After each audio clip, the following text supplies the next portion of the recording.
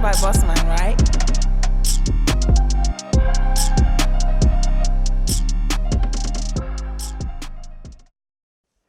Hey, what's up, everybody? I'm Dr. Regina Bradley, and this is OutKasted Conversations, Season 2, Episode 2.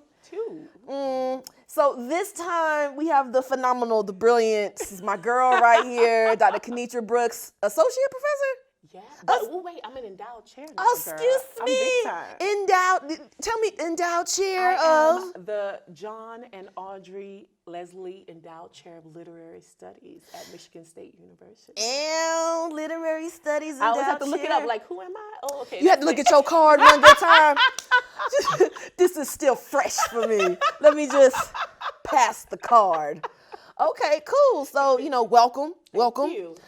But you know how we do. You got to answer the question to get into the club. How did you become outcasted? Okay, I became outcasted, began around like high school as I was going to college. So Okay. I realized that outcast really defined a lot of my like college years. I was at Xavier, HBCU, Gozula, XU. Did you really do the Wakanda I did. Forever XU? I'm third generation Xavier. I gotta represent. Okay. Third Hey, Mom. Yeah.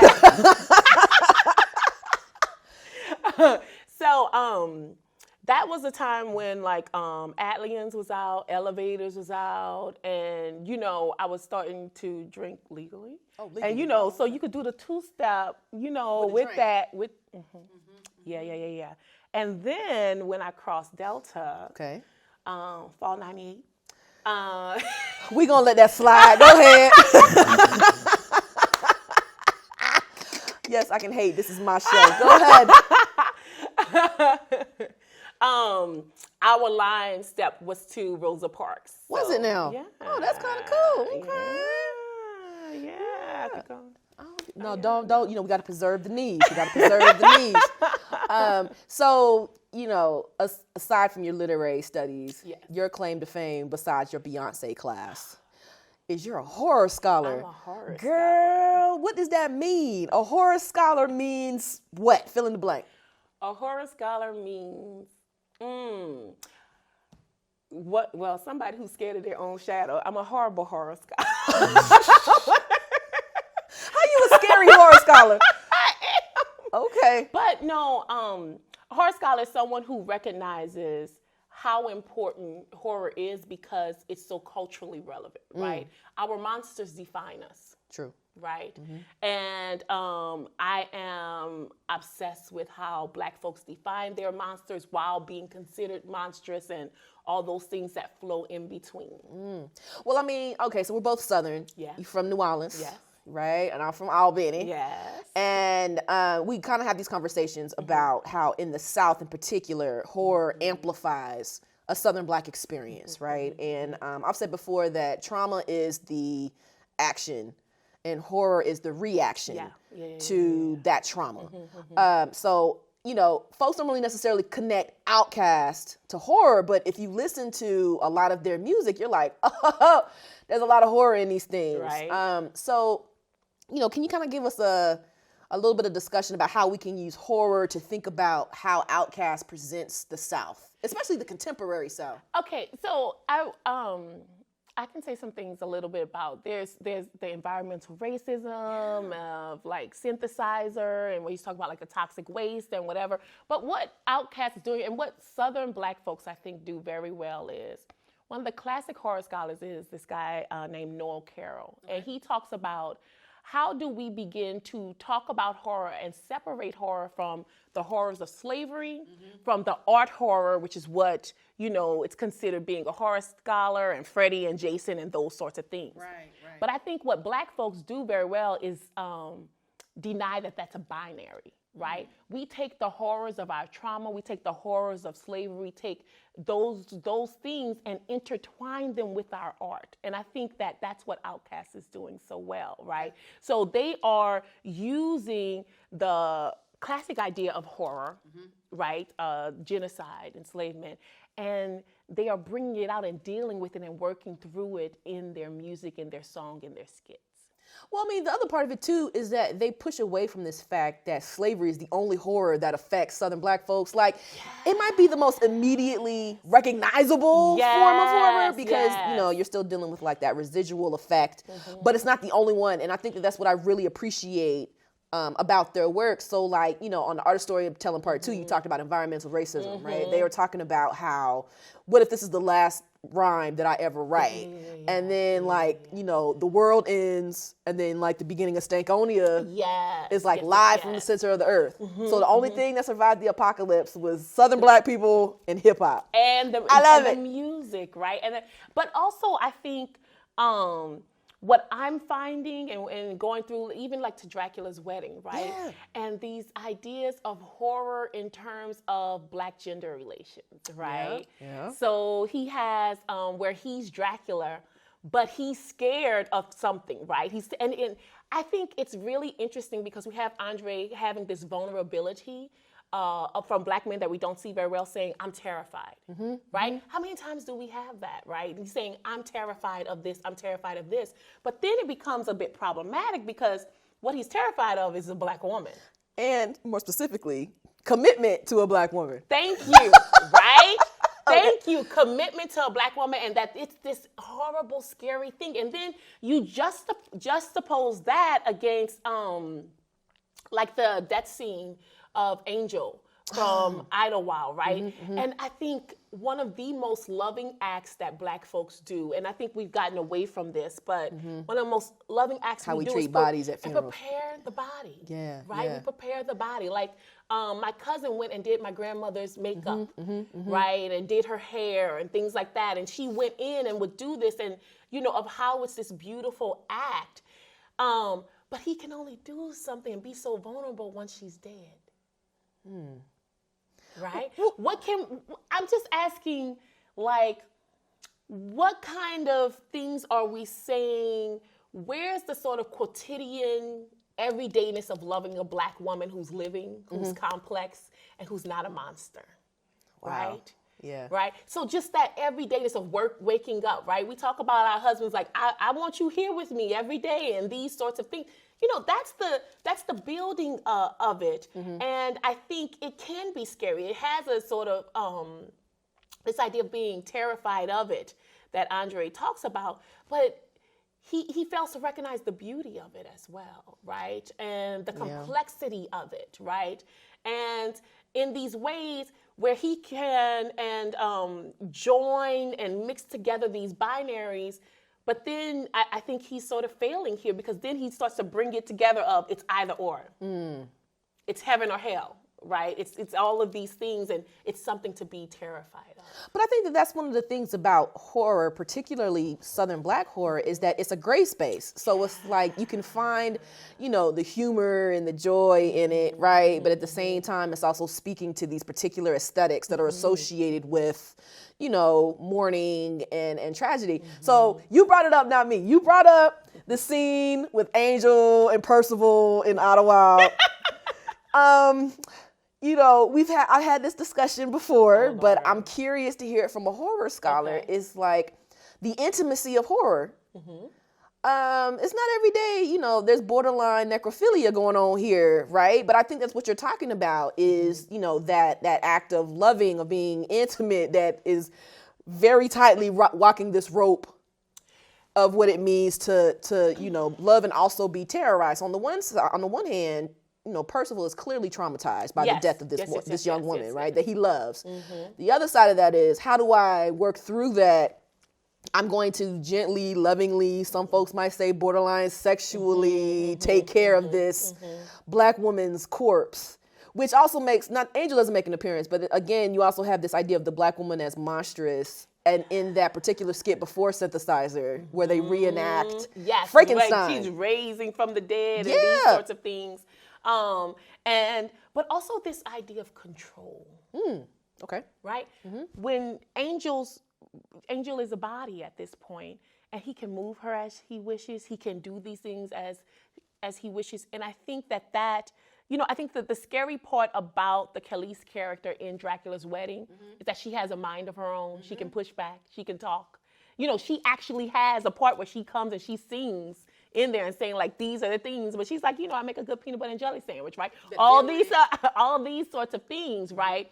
But with Angel, you can mold her. You can do whatever you want with us. And yes, he's working through the trauma, but I think it's necessary to talk about what it takes him working through to that point of healing where he's performing at the end and found a place of peace and things is where he can control the body and control how she moves and who she is and how she is represented, right? The thing about Angel was that she pushed him. She would say like, certain things as a character. That's what he found appealing about her. And that's what he flashes back to when he's doing this process, right? Like it's interesting, like he's remembering her in a particular way when she called me piano player and, we should do these things. And then also, when she was murdered, right? Yes. So I just, I don't know. I think it's a really useful way to think about Southern hip hop. And it's not just OutKast that does horror stuff, right? Like, Scarface comes to mind for me. You're from New Orleans, you know what I'm saying? I mean, like, even like the Lil Waynes and Juveniles, you know what I'm saying, speak to these particular traumatic events that affect them. But, why do you think that folks are so hesitant to be like, this is horror? I think because people, one, look down upon it. Okay. I don't think that people recognize that it can be beautiful and complex. I think that horror so much goes right to the idea of slasher, goes to the idea of Freddy and Jason, and not to the idea of our own cultural and personal monsters, right? I love how in like Juvie's lyrics and stuff like that, he talks about like folks, that he knows and, everyone was doing heroin around him, right? And so folks were like high and syringes in the veins and all. So again, you have this bringing together of the horror of drug addiction and the trauma of that, but finding a way and a piece and talking about it and making folks aware of it, right? That all these folks were addicted, right? You're gonna treat your nose, right? And what this alluring and this idea of the monstrosity of being a drug addict or doing harder drugs than weed. Like black folks like, okay, you smoke weed, that's fine. But if you're treating your nose, if you shooting up, this is a harder thing here. And I even think like, Wayne's and stuff, the ideas of he's talked about his addictions and these sorts of things. We get uncomfortable as black folk when we talk about stuff harder than weed. Okay. Right? But you have these men who are able to interweave ideas of addiction, ideas of even that it has a sexiness, the monstrosity has an allure to them. And I think that's an interesting conversation that horror can allow black folks to have sometimes. But I also think just as academics, when we think like horror studies, we automatically go to like Julia Kristeva, right? Like you know what I'm saying? Like monstrosity theories. We think like horror is so white and so is the scholarship behind it, right? But but you're actively kind of pushing back. So for example, you and Susanna Morris, and the wonderful Miss Linda, right? Yeah. Came up with an anthology of horror by black women. Yes. Called Sycorax, Searching for Sycorax's Daughters. Hundreds of pages, right? I know. It was great. But I mean, like, I'm curious to, kind of tease that out further is what is the role of black women, particularly Southern black women, and how we articulate what is and what is not horror, and how does that play out in popular culture? I think a couple of things. One, I learned, the first thing, the way to piss me off is to tell me black women don't do something. And I was it's not just you. Yeah, I was like, really? Oh, okay, hold up. But also, I learned to love horror from my auntie Linda and my auntie Erlyn, right? We would watch all these movies in the 80s, from the very good to the very bad. I watched it all, right? And loved it, right? From my dad's side of the family, they are huge horror fans, even today. Your dad's a huge horror fan. My dad is a huge horror. He will talk for hours about Supernatural and oh my God, right? So that side, but also that black people have always loved this thing and that horror has always existed for us. It's just been in our folklore. We ain't been looking at it the right way or I think that I think we know it's there. But it's making the connection that this is horror as well, right? So, even going back to Chestnut, the Conjure Woman, right? All our ideas when Zora Neale Hurston was collecting stories, those were devil tales, haint tales, all these things, all these ideas and all these family stories about Black folks have with communicating with the dead. So-and-so had this talent, right? Even the idea of, and I talk about this in my book, the idea of possession, right? In mainstream horror, so much of possession is posted as like demonic, as something bad, right? But Black folks, we go to church every Sunday and shout, you are possessed by the Holy Spirit, right? We talk about folks being written by the Orisha, folks being written by the Lord. That is possession, right? But then we start to talk about why are we possessing this way? Ways to pass down knowledge. Ways to commune with our ancestors, right? So when Black folks are being possessed, it's something that can be positive and powerful. And it's not something that you don't want in your life, right? It's cleansing, right? You're passing down these stories, you're passing down this knowledge, and you're also changing the potentiality of Black folks to be and to occupy different ways of being, right? Which I love. And so horror is much more complex when we do it.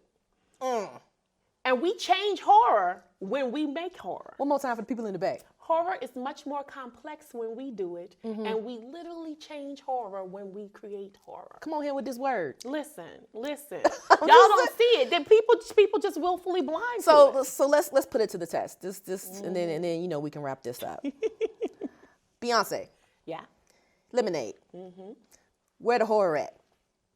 Oh, you mean when everyone talks about Oshun and she's literally being written by Oshun multiple times? She's being written. There's so many times where she's being written. Sorry, it's cool. The New Orleans coming out. I know where she's being written, and so folks are seeing and saying, okay, she is literally possessed in some of these moments here in this, and to capture that on video, to capture the power of that, right? Even like when she's with Hold Up, and she's like laughing, right? And I always talk about this. Oshun, when she's happy, she cries. When she's pissed off, she laughs. So when you hear Oshun laughing, you need to run. You in trouble, right? And even the idea of her and the joy she's getting from that destruction. But also the haunting. Like nobody wants to talk about the haunting that takes place in Lemonade, the video, or because folks want to get their feelings, the visual album, right? But I mean, like, I'm just especially fascinated by, you're entering these high energy spaces like a plantation. You're entering the cooking house, right? It's women and girls who are in the cooking house. But this what I'm saying is like, it's not just you. It's not just you. Women there at the end are not on this plane. Those are her ancestors. The women that are dressed like in older. Yep. Those people are But that's ancestors. the point. But that's the point, though. She's communing with generations of Black women, both living and dead at the end. And folks not realizing that. But I think that's the powerful and dope thing about Southern Black women is that we realize that the voice that we speak with is not our own. Thank you. You understand what I'm saying? It's like it's not just Regina's voice. It's also Sarah's voice, Angeline's voice, Mary's voice. People. But I just find it so fascinating that when we talk about a figure like Beyonce, we try to denounce her Southernness.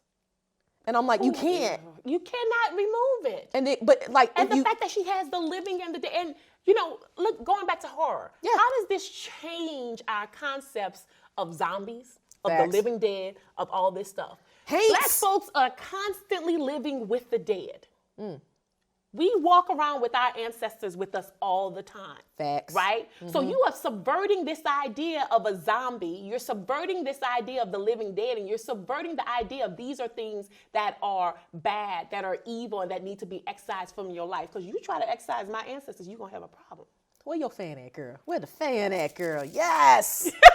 Yes. But I just think that folks don't recognize the complexity of what's going on. And I love when you start to talk about like the power of the plantation space, right? Lakeisha Simmons talks about that as well. True. this is charged place. This is charged energy. This is charged. And then you talk about them cooking, but then they're going through the act and literally cooking there. You're reenacting, right? This is ritual. Yes. Right? You are raising the dead. You're raising the spirits by doing this. So then you can have all of these women with you, right? And that you can sit down and have dinner together. Right. Right? Because, baby, you ain't the first one who man stepped out. Right? You're not. Yeah. Right? So how can you learn and heal from this through the generations of women who done been through it before you? And who want to show up for you. And who want to show up for you and want to help you break that cycle. Excuse me, Dr. Brooks. Listen. Look here. We can go on there because, we have gone on for this. Hours on hours. But thank you so much. Thank you so much for following through and looking all fabulous and things. I tried to get my hair like you has an hair. I was like, let me get hair. That's okay. Well, I'm Dr. Regina Bradley. This is OutKasted Conversations. We'll see y'all next time. Y'all be easy. Thank you.